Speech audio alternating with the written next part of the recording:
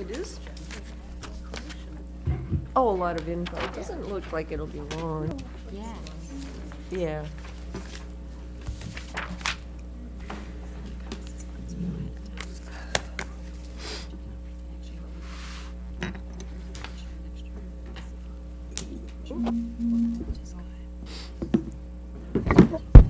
It is 7 o'clock, and I will call the December 10th, 2018 school board meeting to order. Would you please rise for the Pledge of Allegiance? I pledge allegiance to the flag of the United States of America and to the republic for which it stands, one nation, under God, indivisible, with liberty and justice for all. Okay, Kate, if you would do the roll call, please. Yes. Rebecca Reber. She is excused. Anita Jagosinski. Here. Gary Dunlap. Are you here, Gary? Gary, there he is. You ask your secretary if you're here. Tom Cruise. Tom Cruise. Barb Wedstein. Here. Sydney Dvorak. Here. Cheryl Hancock. Here. And myself here. Okay, so with 6 of the 7 school board members present, I would declare a quorum. Approval of the agenda, I would note that the agenda has been posted, distributed, and sent to the local media. With that in mind, are there any changes to the agenda at this time? Seeing none, I would entertain a motion to approve the agenda as published. So moved. Is there a second? Second. Any discussion? Okay, all those in favor of approving the agenda as published, please signify by saying aye. Aye. Aye. Opposed, nay. Motion carries. Public participation, I didn't receive any cards that we have anyone who wishes to speak tonight. So then we will move on to District Administrator's report. Dr. Mueller. Yeah, I just have one item tonight, and what that is just following up from our last board meeting when Jill Mason kindly enough gave us a report on the new legislation surrounding safety in Act 143. And we were talking about the drill reports and, you know, how should we go about that, because it's important that you as a board review the drill reports. So we came up with the idea that, because they need to be reviewed within 30 days of when they happen within the buildings, is that we have a report, and we'll just put it under the district administrator reports for you to review, and that we have it every month, so it can fall within the day amounts. So I just wanted to update you on that process. Okay, So, thank you. As I'm signing off on those drill action reports, so thank you very much. Then moving on to recognition and thank you, Dr. Mueller. Yeah, every year, oh, actually in the summer, Ashley for the Arts is kind enough to let many of our organizations volunteer to go actually create a volunteer, and for their volunteerism, they get money donated towards the different programs and activities within the district. And one of them, the show choir, received in its entity $11,600 towards, and a lot of it helps to offset costs for students and for their uniform or dresses and so on in the program. So it's just a wonderful event, and I know our band program and many other organizations, even in Holmen, are fortunate enough to take advantage of the kindness of our Ashley folks. So we just want to thank them for their generosity. And then our Holmen Area Foundation, at their November meeting here, awarded $2,200 in grants. Sandy Thompson Melby received $200 for some furniture in her classroom for flexible seating. And then the Band Booster received $2,000 to assist them in bringing our University of Wisconsin Marching Band our way, so which is very exciting. So they're in the works of making that happen. So thank you to the Holmen Area Foundation. Okay, thank you. And then under reports and discussion, the first item is Sand Lake and Evergreen 2-stage entries. And it looks like Doug Ramsey, Natalie, and Rachel are going to be, and Dr. Mueller are going to be reporting.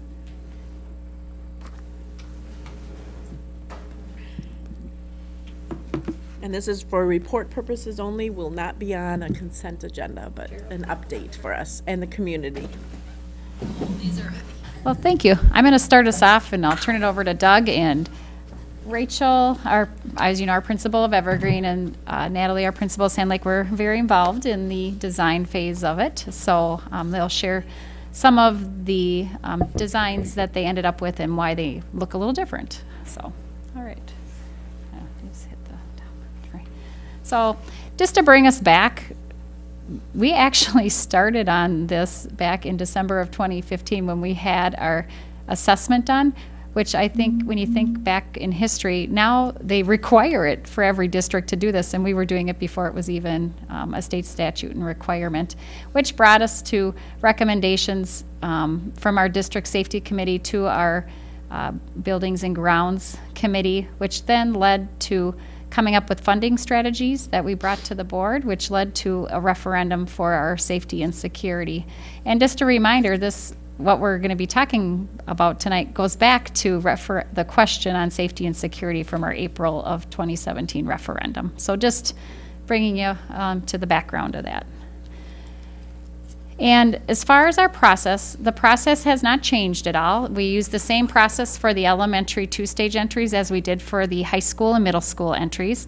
We did develop criteria before the projects even began as to what kind of criteria do we need to live within to produce the best entryway. Because we want to make sure it is safe, secure, and then we also wanted to make sure we didn't lose instructional space. We did not separate our office staff. Staff wasn't important. We didn't want someone sitting out isolated by themselves.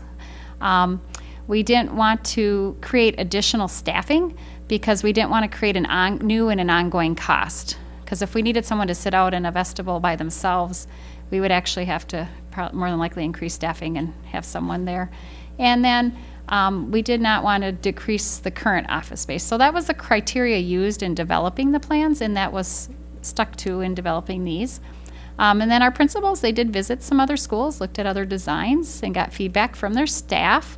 And ending with basically Doug working with us from HSR as our architect, with myself and Mr. Clark and Mr. Daly, and with our principals here in designing the project. So I'll turn it over now to Doug so he can talk a little bit about the project. Good evening. Do you guys want to talk about each of your schools before we start, or you? You go for it. You go for it. Okay, you're good? Yes. We're good. All right. So we have Evergreen first. So the existing floor plan is on the left and the new floor plan is on the right. So basically what you'll see is, if you can see my mouse, kind of what I'm doing here. So this is the existing office area, kind of that bluish green area with the principal's office off to the side in beige. And then we have two classrooms adjacent to the existing main entrance or vestibule.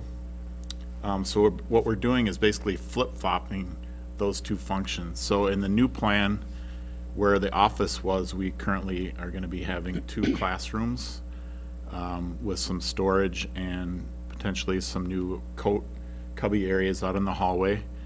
And then the existing vestibule, we're actually subdividing that part way so we can create its own secure vestibule as an entrance on the right hand side, and then you'll be walking into what's labeled as the waiting area, and then right behind that's their reception area, kind of a work area as well, storage, files, cabinets. We have the conference room on the corner, and then we have the principal's office, a psych office, a small group office going left to right. And then as we work our way back, we've got a work area which has access not only from the office but from the hallway. That was kind of a prerequisite. That will also have copy mail in it and workstations for some of their, what would you call that, staff that you have? Educational assistants. Okay.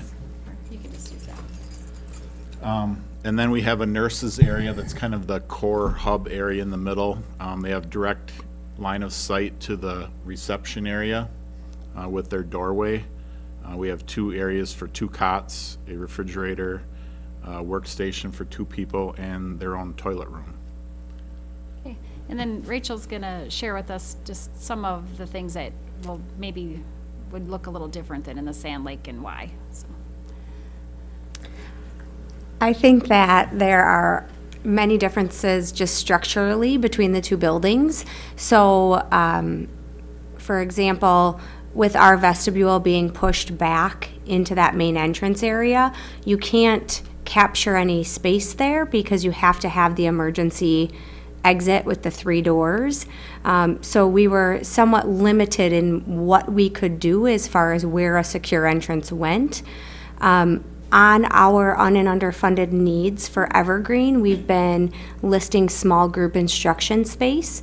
So with the way that instruction is individualized to meet every student's needs on a regular basis, we're often looking for spaces. And currently in Evergreen, we have about 7 classrooms that are already doubled up throughout the day. So that could look like one classroom with 2 English as a second language teachers, or 2 special education teachers, etc. And so it's just a great need for us to have space for staff to go in small groups. So we were able to fit this into the plan as at least 1 space for small groups. And then the other, I think, big difference that you might see is we have the school psych who's not actually in our main office. She's off of a hallway coming into the main office, because you can see in the plans there that her office is being occupied by classroom space. And then we've actually split up on the existing space. You can see the workroom. That's where our regular ed educational assistants work from. And then we've got laminator and butcher paper and those kinds of things back there. We will be moving some of that into the lounge area, and then some of that will be in the workroom in the new plan that you can see. But we worked through many iterations of this plan to finally come to the perfect plan, we think, right? Yes, thank you, Doug. So as we move forward in our slides, so this is kind of a view of the existing kind of main entrance view. This is before, and then this is kind of what we're envisioning after. So flip back, this is before, after. So you can see that in the middle of these 2 existing windows below the kind of green bands of metal, this is an existing window. We're gonna put new windows in there, but it's an existing opening. We're creating 2 new openings for the offices, and then creating another new opening on the corner here for the conference room. And then some other ones as you move to the main entrance. We're still toying with the idea of that different color, I'll call it Kermit the Frog green, but we just kind of want to update and freshen up some of the colors that some of the greens kind of lost its luster. We don't have enough money to really redo the entire exterior, but we think by doing some colors and then adding this little triangular shaped kind of entry identity little roof piece with evergreen over the top will just add some spice to the otherwise kind of mundane building that it kind of is. So maybe further years down the road we can kind of update it further as we go along. But you know, this building was, in its day, it was a okay building, you know, but it's kind of lost some of its pizzazz, so maybe we can gain some of that back. You don't like it, eh? You didn't design it, so. It's okay. We're just gonna try to show people where the main entrance is going. Yeah, I think that's the important part, is Yep. for people to be able to identify where the front entrance is, and then to create more visual in-line of who's entering into the space, so we can visualize that. Yep, so this is kind of a 3D view of each of the plan areas, so you can see we kind of took the second floor off, took the roof off. So the areas on the left are existing, areas on the right are new. So this is where we're putting new classrooms into the office area. And it kind of relates back to the floor plan we discussed. So this is the second half of the project, I would say, where we're taking the existing 2 classrooms and turning that into the office area. And as we move inside, so this is a view of some of the new openings we're cutting into the wall, so you can, this is inside the secure vestibule before you enter into the office. So these openings aren't there right now, it's just a solid concrete block wall. And as we move into the office, so this is what you'd see once you step through the vestibule. So this is their check-in reception counter with the work area behind it. This door right here will lead you into the nurses area. This is some of the glass into the conference room, then this is the principal's office, psych office, and down. This is if you were at the secure vestibule, or secure check-in desk looking out. so you can see who would be entering into the vestibule before they'd actually come through the door. So that's part of the two-stage secure entry process. This is a view of one of the new classrooms, which is currently the office area. We know that creating internal classrooms with no actual windows to the outside is kind of a detriment to that. So we're gonna be adding as much glazing so we can get shared natural light through the vestibule and other spaces. So above the entry door, you'll see we have glazing or glass above and to the side, and then up above some of the coat cubbies, we're actually gonna be having some more windows that will let light in from above. And we're moving on. What's that? That's Sand Lake. Yep, so we're moving to Sand Lake, so, Can I ask something about Yep. Evergreen? yep. So,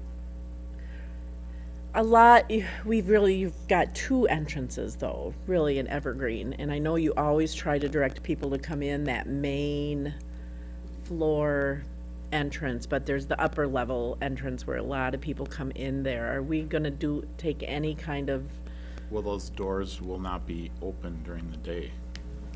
Right, and well, the upper entrances are only used for programs or surround care. and that's what I'm wondering about, is the program and surround care? Cause the surround care, the doors are sometimes left open and I know programs people, is that gonna still be okay for them to come up there for programs and things? Yeah, we've talked about leaving after-school programming and whatnot as is, for the time being, and I know we've had conversations specifically around surround care as well, and possibly looking at how do we want to secure that more so in the future.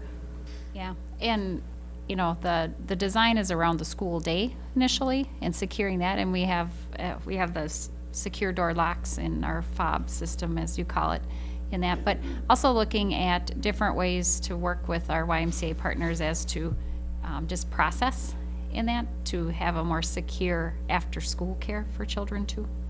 Thank you, I'm glad you did consider it that, so, thank you. Yeah, I was gonna ask about the light in the internal classrooms, because I'm glad you said that, because in the smaller age groups, they need to have the natural light. So this part of this is as far as security, right? For the school, right? Yep. I know Chris mentioned before about some of that glass that's harder to break. First thing I saw when I saw this picture is somebody's gonna drive through with a car. I know that's not gonna happen, but do you ever think about that? I mean, is there any safety? I know we live in a world of unpredictability. Yep, that a we concern? think about that in every building that we design, kind of the main entrance, and the only thing we've ever done is put up bollards or other kind of decorative concrete barriers or benches or what have you to stop vehicles like that. Sure. I know. Yep. But we are planning to use the film again as part of the entry, and you'll see that some of these windows on the corner are kind of, we're trying to make them look like they're frosted, and that's what we're actually gonna put a different kind of film on the inside so people can't view or see into that conference room to see if there might be some information that might be up on a screen that might be confidential or things like that, so. So, a couple questions. One, for the classroom, you had the full pane window next to the door. Will that be that glazed as well for safety? Because I know otherwise we have to block those off now.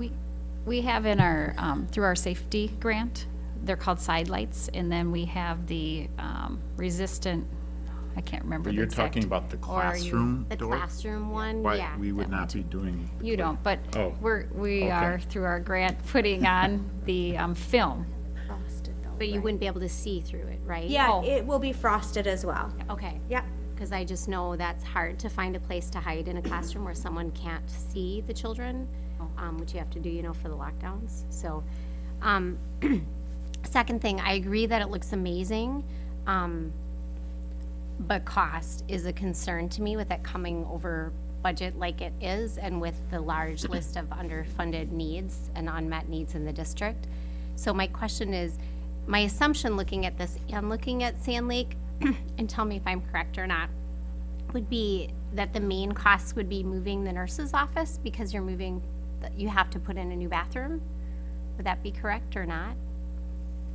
Well, I don't know if we should get through the design yet, or, Okay, do you want to Do you have finish? questions about Evergreen? Because I think you're going to talk about Sand Lake Yep. next. Yeah, it's right? both. So do you have questions about Evergreen? So with I Evergreen, think, would I that, think in terms of budget, in my mind, we really, like at Evergreen, we had some earlier designs that we were adding space to the school to make things work better and function. And in my mind, I said, we can't add space because it's just gonna be too costly to Right. add small additions that would be astronomically, square footage costs would be just out of this world.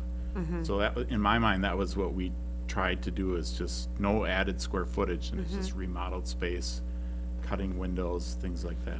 right, but my concern, I guess, is my, my assumption from just home remodels would be that plumbing and windows are generally what bring up the cost. Yep. Sorry. Excuse me. Yeah, And you're s- correct on Sand Lake. If we look at it, adding that bathroom is not gonna be cheap. Yeah, and, well, and Evergreen also. Yep. Because you're moving, yeah. So my question is, I feel like this is the perfect, but I feel like we don't have the money for the perfect. So my question is, were there other models in the middle? You know, like when we went through this recent referendum, there was a 1 and a 2 and a 1A and a, all this kind of thing. Where this, I feel like, what would the cost be had we not moved the nurse's station and put the office and, you know what I mean, and done the Toyota Corolla instead of the Cadillac is kind of where I'm at. I feel like this is beautiful, but my concern is budget. We did actually talk about that a little bit, and I think it was in one of our non-negotiables, but what happens due to the staffing that we have for admin assistants, sometimes the office is not covered. So Right. the nurse becomes the next in line to be, to cover the office. So moving the nurse was how we would get around not having to extend some of the admin assistant hours, which then would be another cost to the district. Because my other question with it then was with, Holman is very blessed to have educational assistants that have time to have a workstation. A lot of districts don't have that, because they're with students all the time. So, did we look at other ways to cover that? Like if you have educational assistants that aren't with students right then, could they have that station next to the nurse's station? Because I'm just thinking, if we could make this so it could come in at cost or below, you know what I mean? It's a big difference when Viking doesn't have this yet. We actually don't have educational assistants, at least at our buildings, that are not with students all day. Then why do we need 5 workstations? I guess I'm not understanding that. So right now, what we have at Evergreen is 3 computers, and there's no place for our educational assistants to keep their things. They are supporting students all day, and so they do have materials that they travel with across grade levels. Obviously, they need their belongings. So that is the only space we have at Evergreen for them, is where they are. And then we also, they use those stations to clock in and out before school, after school, and over the lunch period. So they're not necessarily, you can tell they're not very spacious by any means. It's just to check email, clock in, etc. Okay.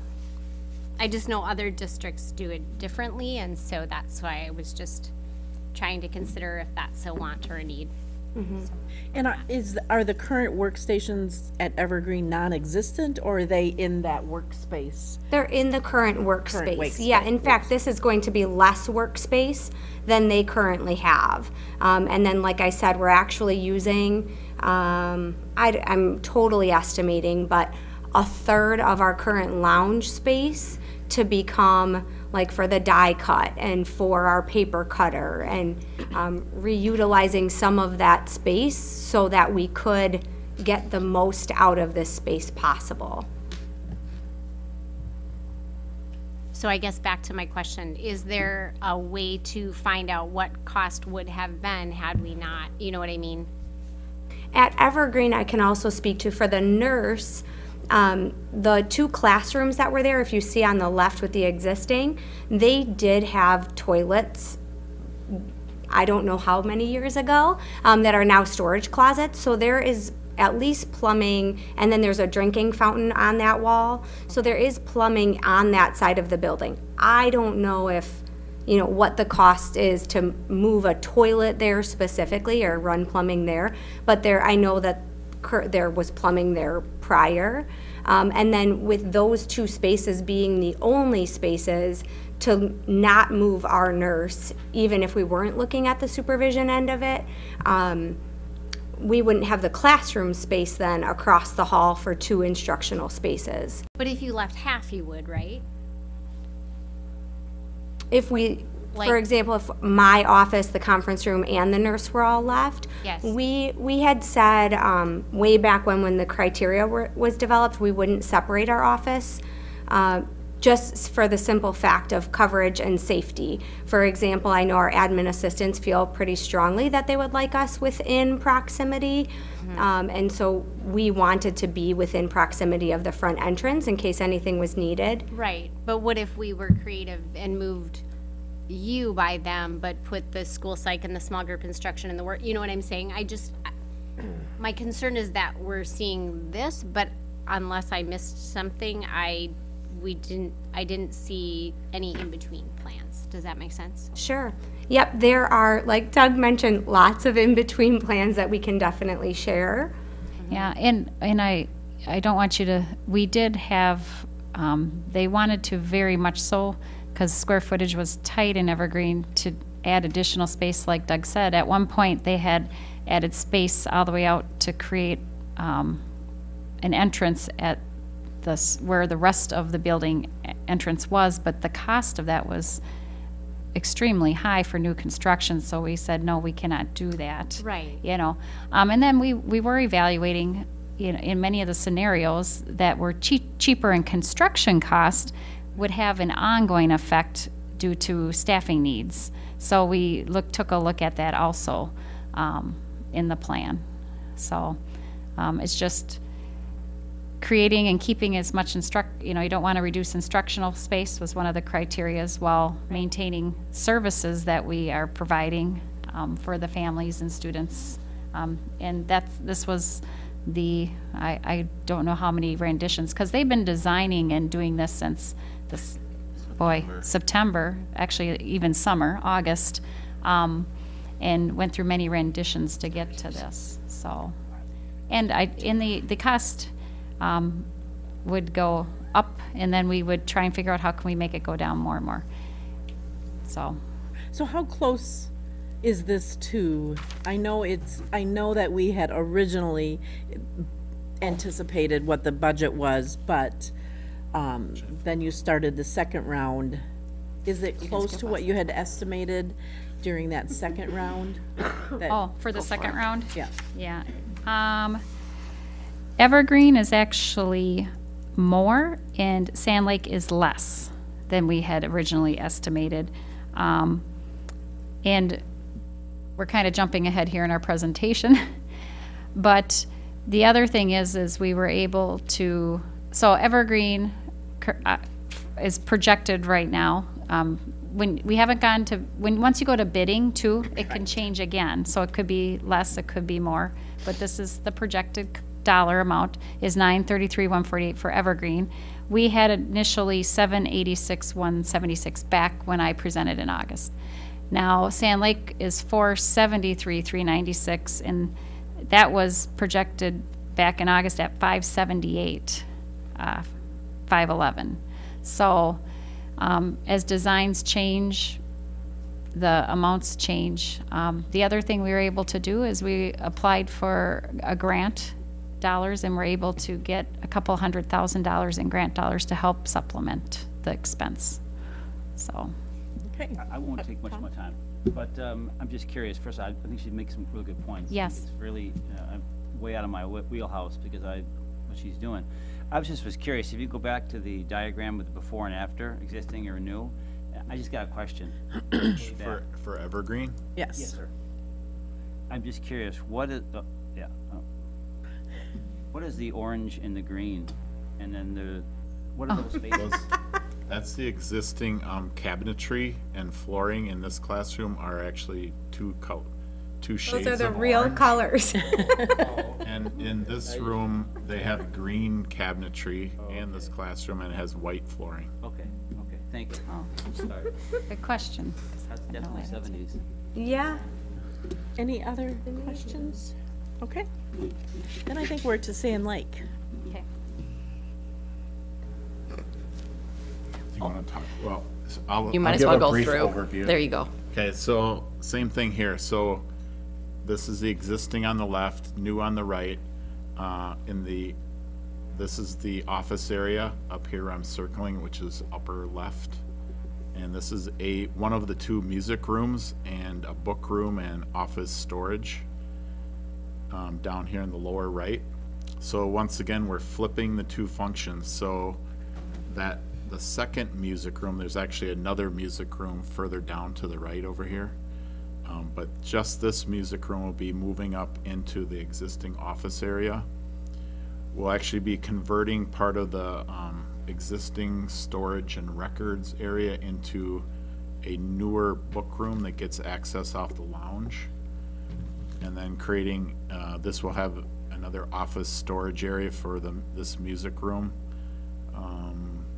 And then this will be a conference space to be used by the entire school, not only office staff, but whoever wants to use it. Probably will have a lot of parent conversations in there. Yes. Right off the main entrance. So if we move down to the new plan, we're actually we're kind of trying to replicate almost what happens at Prairie View, where the existing vestibule will remain as is, but just different locking functions. And we'll actually be creating a new opening through that vestibule wall into a new office area. And we'll be creating a new window right here. And then this is actually the second window here is the existing high window. We'll just be creating it to be lower so you can visually see out of it. So this is their waiting area, kind of the reception area, same thing, kind of a work copy area. Principal's office on the corner. We're going to be cutting some new openings into the glass so there can be visual connection into the cafeteria. This is the mail area, storage, and then this is the nurse's room once again with two cots, toilet, two workstations, refrigerator, that sort of thing. So from the outside, this is what you see as you're walking up right now. So then this is the window, if I scroll back again, this is the window that's a high window right now that will be making it more glass. And then this is a new opening, and then inside the vestibule, that's a new opening with a doorway. So once again, on the left is the existing office, and on the right, which will become the new music space with the book room in the upper left, office storage, and then a conference room on the right-hand side. And then on the left is the existing music room, and then on the right is the new office area, kind of in a 3D format again. So this is what you'd see inside the new secure vestibule with a view into the reception waiting area. So this opening is new. This is the view that you would see into the, as you look at the new reception check-in desk. We're kind of thinking similar colors to what the middle school has right now for their kind of secure entry office remodeling. This is what you'd see if you're at the desk looking back out. So this is an expanded window, a new opening, and then the new doorway. And then these would be 3 new openings that you would see when you're in the cafeteria looking back to the new office area. And then on the right-hand side here, this is a new kind of infill of an opening, but with glass into the principal's office. We're actually moving, this is an existing stained glass, says Sand Lake on it, so we're moving that from the existing office over to this new doorway. And then this is what you'd see if you're inside the new music room, which is the old office. So we're keeping the existing glass, but we're adding that frosted film on the inside of the glass, so students won't be able to view in or out. So there shouldn't be any distractions that way. Do you want to add anything? Oh, it's pretty obvious. I think Sand Lake is just a different entity compared to Evergreen. We have different things in place. Some of the difficulties that we had was just due to the shape of the rooms that we're trying to flop. And then due to the not very much natural light in the new office, trying to utilize that for the nurse's office because there's going to be people there as opposed to storage. And then the conference room, moving the conference room from where it is now to the new music room area actually frees up a space so we don't have to double up teachers. Two of our interventionists right now share a room, so we'll be able to have them have separate spaces. When was this building built, Sand Lake? 1999. 1999. How much older is Evergreen? That's about 1980. Yeah, 78 or something, yeah. 20 years, yeah. right? 22 years. I'm just, some of the things you're talking about are mainly as regarding the two-stage entry, right? That's your focus, right? Yep. Yeah. For safety. It just seems like it's amazing that how many changes you have to make to everything else to make that work. Is that why you have to do all this? And you lose a toilet too, right? It's because of all the offices in these two instances are internal to the building. They're not on an outside wall. Like the high school, we were able to do that fairly simply because that office is on an outside wall. Oh, okay. And just to be able to go in and then out into the school. Where at the middle school, that was an internal office again, so we had to, once again, we flip-flop spaces to make that happen. Have we done Viking? No. Because Viking, I mean, you know, if it was just a case of putting up a new entry and having more staffing or, staffing to oversee it, but I think in what we heard from Dr. Mueller's opening was that was, feasibility, because staffing would be an ongoing cost. These are one-time costs, but Our current design for Viking is to be adding space to that building. So it's. yeah, I mean, it's not just as simple as adding a two-stage entry. Sure, I You know, understand. here we have it. So in order to do those things that Dr. Mueller talked about, keeping the office staff together, making sure that, those sorts of things, then really that's why the big shakeup, I guess. Is it gonna make everything more efficient, do you think?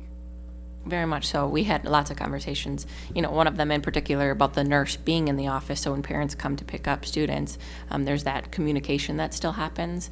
So somebody's not wondering who called or where the student is. But it allows for much greater efficiency. We're not gonna see option 1A, then 1AB and all that baloney? Now, this is like 45. Yeah. But at the same time, I still have the same question, and I understand that because I'm a teacher, I get it.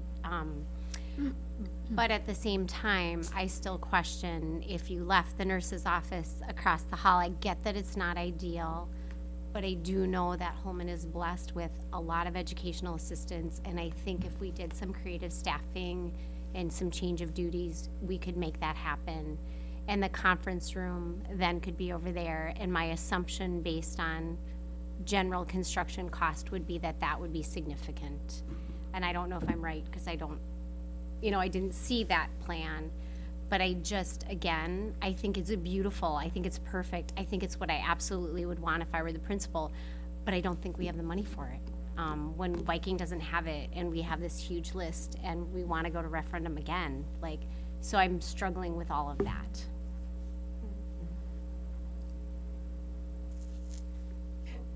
Yes, Anita. So Barbara, are you saying in this plan you'd like to see the nurse's office stay where it is, but have the office moved. I would like to see what the cost difference would be. You know, would it be 100,000? Would it be 20,000? Do you know what I mean? But those are the two things you're talking about. Well, when I look at it, I just see that that nurse's space really was, if I'm seeing it correctly, was pretty much constructed just to fit the conference room, so the bathroom being removed. But then to add a bathroom over in the new section, I'm thinking, you know, removing plumbing and adding plumbing seems to be very expensive. So you're thinking how much less would it be to leave the nurse's room where it is now? Yes. The office? And could we do creative staffing to have it not be the perfect plan, but could we have it be a plan that is very feasible and then saves the district enough money that we could either come to budget or, in an ideal world, even have a little money to put aside for when Viking comes up, you know what I mean? But just to be more fiscally responsible that way. And I totally see I understand what you mean about the cost of the plumbing. But working in an office for 20 years where our nurse's room was right in the office, it was convenient. We fill in for the nurse all the time. Right. Well, you say your point, I was gonna say. Different directions. For about the last 6 years, we had an office where the nurse's room was down a hallway and around a corner. We couldn't even see her. It was a nightmare. It was a nightmare. And now with the remodel in West Salem, to have the nurse's room again in the office, it's like, how did we ever live in years? Because there would be kids who would come to the office, the nurse wasn't there, one of us would have to lock up, go down, take care of the kid, call a parent. In the meantime, you're trying to buzz people into the doors. It really, I understand what you mean about the cost, but I mean, even staffing wise, I could see us having to hire someone to man that nurse's room. And that's where I was just wondering. Now, Yeah. because the nurse can't So, leave that unoccupied. and Doug does have the figure, and I just want to make two comments about this, it's approximately 96,000 to move the nurses to that area. And when you think of and this is what we did when we went through all the designs in different phases, because what we were looking at is what's the plan that gives us the best safety and security level that we can get. It makes the building the most functional and effective that we can make it. And so this is what we came up with, because part of it was when you do have the nurses station and then you have to start allowing more and more people into that other part of the building, the security level changes, but then also the efficiency in the office, like they had talked about also. And so we looked at it as for the cost up front, we felt like we would get much more in the long term of the project. When we hire an EA, I know we have a rough figure on what that annual cost is. Anyone have that off the top of their? Julie does. $60,000, it all depends on the health insurance benefits Yeah. Sure. EA qualifies for family insurance, that'll swing that $18,000 to $20,000 with the HSA component. Because what I'm hearing and have heard is, you know, EAs, we are blessed. We are a school district that has made a commitment to having a higher number of EAs than other schools do. However, I'm hearing that they would love to have more. And so the only way we could possibly have someone there at all times would be to hire. And so for $45,000 or $50,000 a year, where $90,000 is the total, the cost benefit almost tells me that in 2 years it would pay for itself to move the bathroom. Yeah. So. Okay. And I will say, and as this discussion goes, it has not been the practice of our board that when they do these sorts of design reviews to have every design brought to us. You know, we have Dr. Mueller came to us and talked about the 2 entry and what the priorities were of the district, and I don't know that we had a motion and approved those, but we did consent on those, and there is that opportunity to say, well, you know, cost is the only thing, or the primary thing. But you talked about those things when you brought that to the board, that we anticipated increased costs, but that there was a priority to keep the office, the nursing, all of those groups together. And so we really look to them then to bring us a design that accomplishes that. But it hasn't been our practice to see every design as it goes, has gone. Even with the building referendum, they brought it to us, but there's probably hundreds of designs that they went through, but they brought us a summary of those designs, a handful of those. So just for you, Barb, to know what the practice that we've undergone, so. I just joined up here because I wanted to kind of add my 2 cents, and in that at Prairie View, we are living the plan that you're talking about with the nurse across the hallway from the office. And I can tell you that it is by far less than ideal. We have situations where there's a problem on the playground, and then the health EA or the nurse, whichever one happens to be in the office at that time, has to go out to secure, possibly take a wheelchair out there or something like that. If they have children in the health office, then anyone in the main office has to go to the health room, leaving the office, the main office, unattended. And then we have people then that come in and want to be buzzed in. They're sitting out in the vestibule waiting until we can get back into the main office. So it is not ideal. I'm not sure why they did that and changed the plan from Sand Lake to Prairie View, but it's a nightmare, really, a nightmare that we live with every single day. How to man that. We put up mirrors. We've got a closed circuit TV so that we can monitor it somewhat that way too. The health office, should the nurse need to leave and go to another location within the building, not only just the playground. And in the afternoon, I've got 1 secretary. So it kind of also tethers me to the office as well as at the building principal to make sure that we have enough coverage in that area that we need, should we need it. And your building was built when? 9 years ago. That's always my concern with some of these rushed ideas, is that when you start coming to these problems, and like what you're talking about is every day, it's front and center. That's correct. Worry about stuff like that. Those are not rush problems. At the time Prairie View was built, the contemporary thinking was put the classrooms on the outside of the building so that they can have windows. We weren't. I'm not saying you rushed that. So Patrice has described a real day-to-day problem that you have at the building.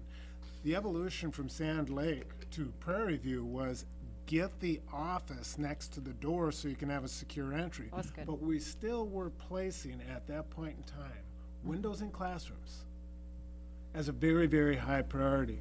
What's happened now in the 9 years since we built Prairie View is that they're saying, no, compromise on that if you have to, because these efficiencies, these adjacencies of space, this customer service focus, people used to just walk into the school and walk to wherever they wanted to. And we aren't allowing that, and we're learning what the implications of that are and how we design buildings. I didn't mean to imply that was poor planning. I apologize. Yeah, it's as meticulous as it was here in this case, but you just, schools are organic. They really are changing, and society is forcing us to change them as well. So. Yeah, I understand that. I completely understand that. So I apologize if I gave that impression. I didn't mean that in the slightest. In the last slide. So in moving forward, the green, you could see we've been through, we developed our criteria, we did the visits and reviewed plans for a couple months, and then revised them again for a couple more months, and we brought to you today, or provided you our updated plans for each of the 2-stage entries. We will get state approval in February and go to bid with our bidding documents in February, bringing in March the bids for board approval at that time, with the project beginning in June, with the completion before school starts in August. This is what we will be definitely reaching for. And we were able to do that with our other projects, so we'll keep working our hardest to keep to this timeline. What's the timeline for Viking? The timeline for that is, it's basically very similar to this, but it will be, so summer school will be at Viking this summer. So that's kind of makes it difficult to be doing a construction project, especially with the amount that will be going on there at the entryway. And so the timeline would be next June over the summertime. So pretty much this only The same, next year. but next year, yeah. Yeah, I everything you guys talk about with the day-to-day, you know, the things you must deal with, and Barb makes a lot of interesting comments that I think are insightful, and from a home inspection standpoint, I hate moving toilets. So, that's where my energy, that's my, you know, that's where my skill set really ends there. But efficiency-wise, if you think you really need to do this, I'm not here to question that. Well, I was like too, I mean, that is expensive to move that plumbing, but the fact that there had been toilets and the plumbing is at least near, should have reduced that cost some. I can't imagine going in and having to do all that plumbing. That would be huge expensive, so. All right. Any other questions? Thank you so much. I really appreciate the thoughtfulness of the board too in asking these questions, because obviously these are questions that the community may have, and so we need to anticipate that and hear those things. So then we will have Beth come up and talk to us about some school bus specifications. Hello. Hi. So I'm here to tell you that we're going to go out for bid for 2 new buses, and it's based on our needs. One is a large capacity bus. They're both going to be propane, and one will be a wheelchair bus. We are in dire need of a wheelchair bus, so we will be getting one of those. I would love to bid on 3 buses, but I'm going to hold out right now and do that later in the year, so the budget allows. I finally have gotten some grant money that I've applied for, and one of those grants has to be used up by December of 2019, and then one of them has to be used by April of 2019. So that's the bus I'm going to bid on first, and that money, that was about $23,000. So, but obviously you don't get any of that money back until all of your criteria are taken care of with that bus, which is eliminating one of our other buses, because they wanted, this is from the Wisconsin Clean Diesel Grant to get the diesels off the road. So that's what I have. How many diesels do we have left? Oh, we're about 2/3 diesel and 1/3 propane, and I just can't say enough about how we're loving the propane, and the cost for the fuel has really stayed down. I was doing the math on my way here, and it's still 4 times more cost for diesel, for fuel, but then you got to cut that in half, because we don't get as good a mileage with propane, but still we're still at half the cost of fuel for propane, so that's been huge. So so I'll be coming back in January with those numbers for you for approval. Any questions for Beth? Thank you. Oh, yes, Barb. Sorry.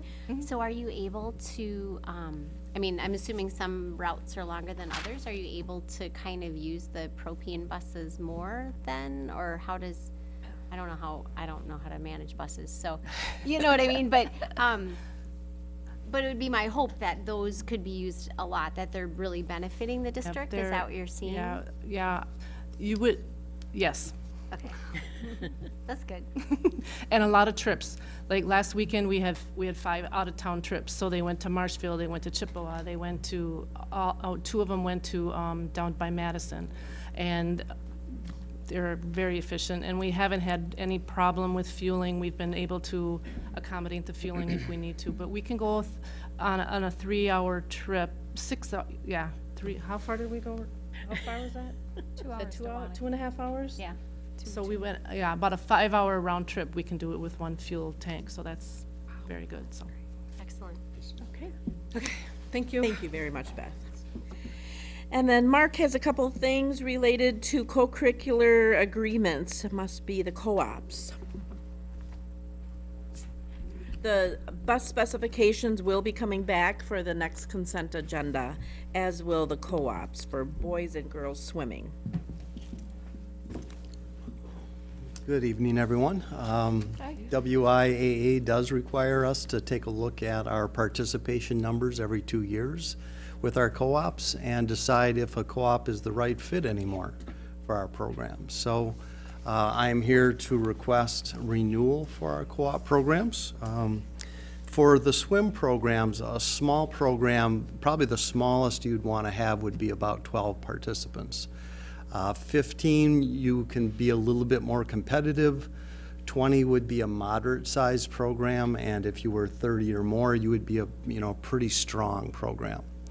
So when we look at our numbers for the boys co-op, the number of Holmen boys participating this year is currently 7. Last year it was 6, and the year before it was 5. So you can see our numbers as a school district alone does not warrant being able to run a program.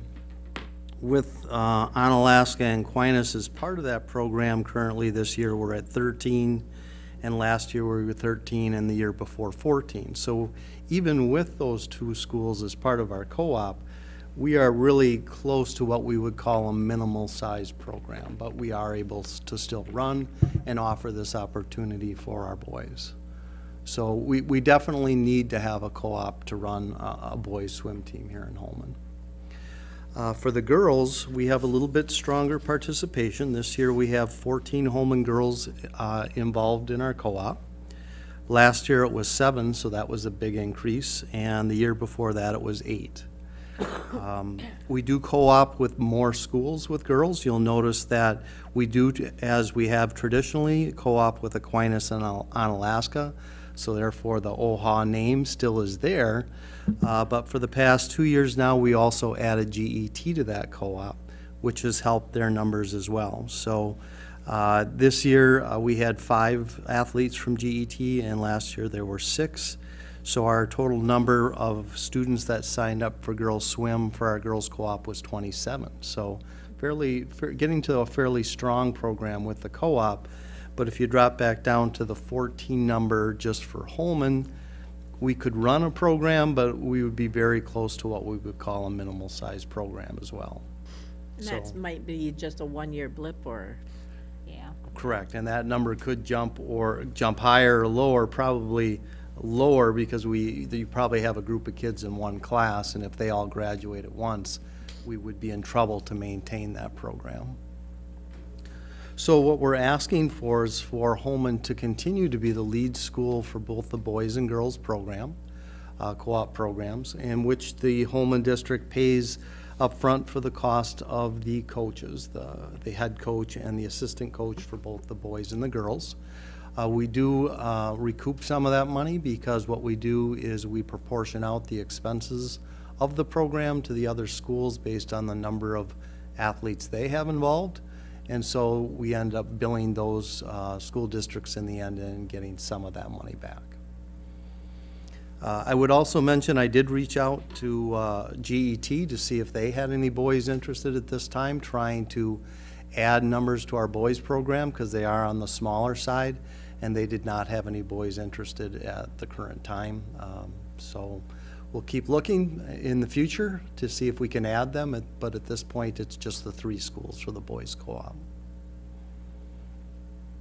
Any questions? And again, this will be on the next January agenda, so if you have any questions, let Dr. Mueller know and she'll get back to you. Thank you, Mark. Thank you. Then, the resolution regarding the budget to exceed revenue limits for the non-recurring purposes. Greg.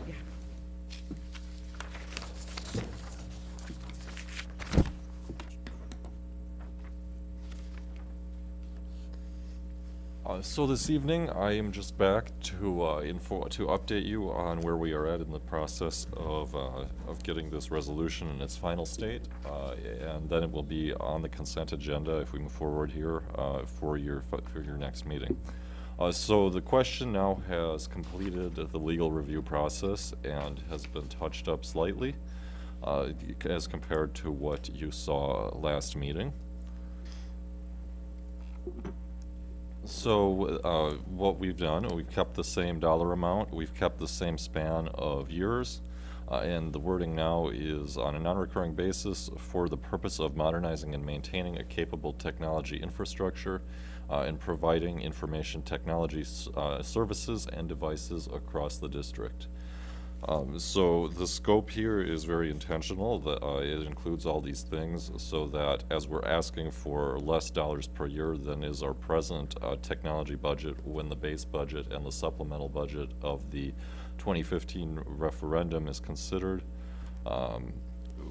we want to make sure we can use those dollars where they're needed any given year to fill gaps and provide the best outcomes possible for our students, our learners. So that is the update on this question and the final resolution now that it has gone through legal. So I'd like to get any questions answered, any feedback. Any questions? I like the savings, the money savings. That's good. Okay. Any other questions? So let me just share, I did share with Dr. Mueller, as we were having these conversations, you know, it costs money to go to referendum. And I said, why don't we just consider, because I think the question of the two limits, we're only limited to 2 questions in a calendar year. I said, why don't we just put 2 questions up? One could be that we do it this way, that it's for a limited time, and one could be reoccurring, and you know, why keep going back every 3 to 5 years for referendum for these same things, and just let the community decide, and you know, give us those 2 referendums, and then if they pass both or one, then we would have a guidance from the community, because I know, Tom, you talk about that a lot, and Gary, that we need, you know, we should, the community is really supportive of us. Let them, you know, have a decision on some of this. But I suspect, I just got caught, my necklace got caught. I suspect it would be confusing and all of that. And so I know, did she talk to you? Did you talk about the logistics of having it be reoccurring and all of that? Yeah, things that would then need to be considered are what would the dollar amount be each year. Prices of devices and technology are increasing over time. Prices of infrastructure, there's certain segments of technology that do get less expensive with time, but many others that increase greatly. So it's about setting the right amount, and I would not be confident saying this is the dollar amount any further out than 4 or 5 years, which is what we're doing here. So that's exactly what I was looking for, was some guidance on that as well. So Tom? Like Jay commented about education being a moving target, more or less. And I've heard studies where they even say, and I was kind of surprised to hear this, that you know, people that are stuck on these devices all the time. I mean, I'm not crazy about them. They're helpful, but you have depression issues sometimes if you stick on them too much. So I know we need to do this. I think it's a good idea, but we have to. There's that variable out there too. I mean, our society doesn't do enough face-to-face conversations as it is now. I don't think. I think it's much more productive in some ways. So that's one reason it is something that I think it's hard to estimate just where it's going down the road long term. So yeah. Can I say something? Yes, Barb. I just appreciate that the district really wants to keep the 1-to-1 though, because I do think we would end up with an equity issue if they weren't provided by the district. I mean, there would be a lot of other issues as well, you know, not being able to regulate, but I think, to me, a lot of it comes down to equity, that everyone has the same device and it's available to them at home and at school to get their work done. So thank you. And I agree. I think we tried to do the bring your own device option, but you know, it is difficult to ensure that all students have the same level of support and technology. But it's important that it is a tool, and it does beg the question, well, why isn't this just part of our regular funding? And I think, as we've heard, it is such a unique tool that we use in the classroom, and it is ever-changing. And so this is one of the methods that the state has given us to respond to that particular tool. And we always look for ways to do it within our budget, but it is one of the options that we have to respond, so. I think the question tries to be mindful of the fact that we don't know in 5 years what technology will look like that the district can provide to the best extent possible with this budget. We don't know what technology the average student or family will have, how it all intertwines together to create a learning environment, and so we need to be mindful of that, I think, and that's what we're trying to do here. I just envisioned something just kind of being there out in the Heather world. So this is scheduled to be on the January board agenda as well, and in order to be on our April ballot, we need to look at it, make a decision in January. So please, if you do have questions, please bring them up prior to that so they can be addressed and answered. So. Okay, thank you very much. And then moving on, we have 9 items on our consent agenda. Are there any that you would like to have considered separately? Otherwise, I would entertain a motion to approve the consent agenda as published. Motion.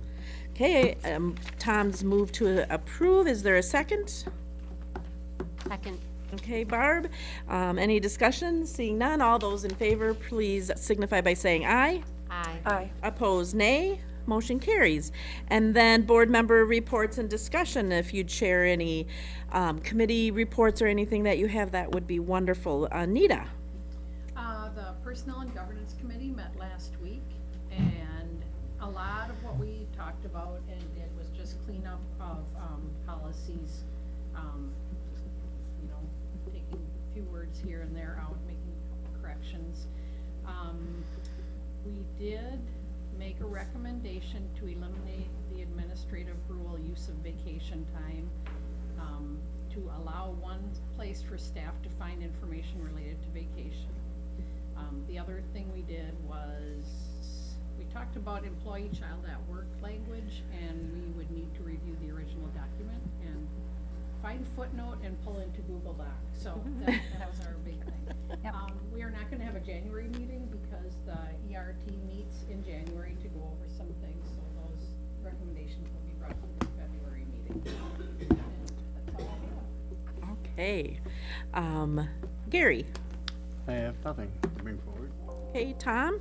Nothing. Barb? I defer to Anita. I was at the same meeting, so. Okay. Sydney? Nothing tonight. Okay. Kate? No, nothing. Has anyone been to the school store, the Frozen? No. Yes, I spent some money already. Oh. Got a nice sign and some goodies for people. And it goes through this week, is that correct? Yeah. Yes. Was Yes, this it does. Friday? Yes. No, I So didn't. if you want to, For the week, yep. I'm sorry, Sydney, what? I said not in the class, but I think it closes Friday. Yeah, I think so. So if you want to get there, it's your last chance last week. I just have one thing. I thought it was because of my comments at the last board meeting, but I received an email from someone related to it's Assembly Bill 34, the Hmong Migration Education Assembly Bill. And I know La Crosse School District was looking at it, where we just briefly talked about it at the last meeting. And I think we're gonna refer it to the SALC committee, which meets next Monday. I can't be there, so Kate is going to take the meeting for me. But I think the committee will look at it. I told the young woman that we would get back to her in January. It's going to be considered under the our school board committee. So I just wanted to follow up with you and let you know that there was a kind of a consensus that that's how we handled that. Otherwise, just want to say happy holidays, happy Hanukkah, Merry Christmas.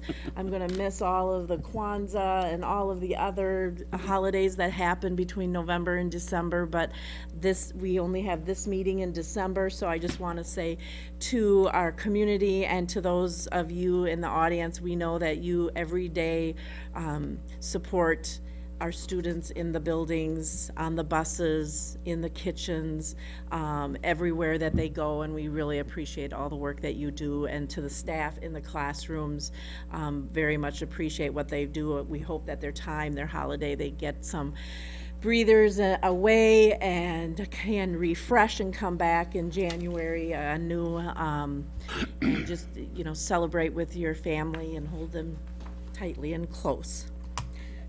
Yes, Tom? I was gonna say this, I forgot, but, you guys do a great job, and I had last week I did an inspection on someone moving to the area, and this is one reason they moved here, is the school, so, I mean, I know I sometimes, maybe a bit of a speed bump sometimes, but I think you guys do a great job, so, thank you. So thank you. I would just note our next board meeting is January 14th. January 23rd to the 25th is the education conference. If you would let Stacy know, I think she's registering this week. And our next board meeting after that is the 28th. With nothing further to come before the board, I would entertain a motion to adjourn. Is there a second? Second. Discussion? Seeing none, all those in favor, please signify by saying aye. Aye. Opposed, nay. Nay. Motion passes. We are adjourned. Uh-oh, nay. Did you hear that? Oh,